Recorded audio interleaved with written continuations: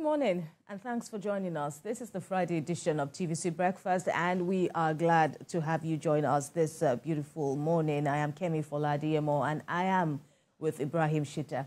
Hey, you. Good morning. Good morning to you, Good Kemi. to see you. Good to see you again. How's the week been? Well, it's been fine, awesome. You know, I came back this week, and a lot of people have been asking, where have you been? Welcome back. Went for a brief holiday. A few days, absolutely. It's good to see Holiday you again, before the holidays. Ibrahim. And you know what just came to mind now, because in the news at this time is the accident that occurred on the Alapere Bridge, which used to be your residence, I understand. And so we understand that the early hours of this morning, around 12 a.m. or thereabout, a crane, a trailer,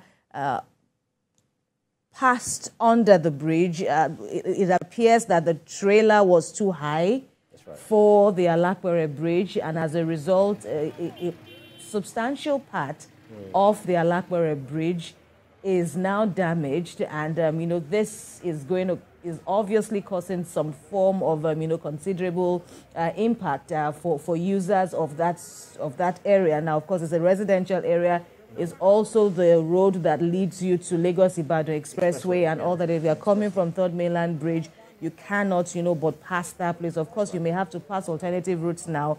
Our crew is already there, but from what we have seen and from what we are seeing now, we're looking at amateur shots on the screen right now. From what we are seeing, it's going to be a very long Friday morning, as has been said. But the good news is that first responders, according to our reporters, and we've also, we are seeing a semblance of that. We are seeing, some first responders who are right there on that axis of the very busy Alapere area, who are trying to restore order and, ensure smooth flow of traffic, Ibrahim. Yeah, that's right. And I think I actually woke up to that story this morning when it was actually reported that a crane, hit the bridge, but later on we found out that it was a trailer, a truck carrying a very high, maybe container or something. It's laden with very heavy, load,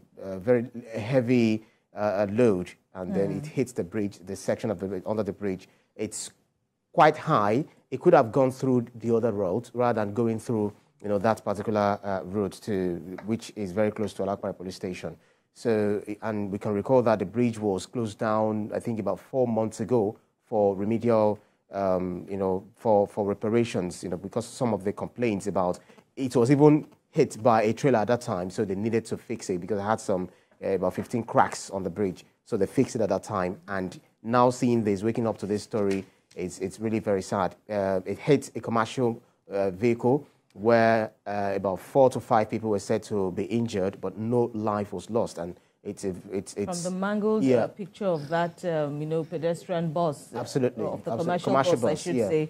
That will give you a semblance of the impact that vehicle must have felt. The destruction, yeah.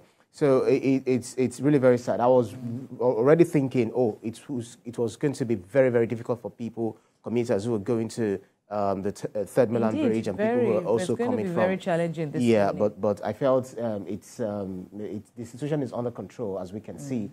Our correspondent is there, and we're hopeful that she will be able to bring us up to speed with happenings there. Up to speed, and we would also need to know, and I'm sure that in due course, officials would also be on ground to provide relevant information, and to give us progress report of their work over there. But that's the much that we have at this time, that the pedestrian bridge at the Alapere Estate, K2 axis of Lagos, has collapsed after a collision involving a yet-to-be-identified truck. We will bring you more updates as this news unfolds.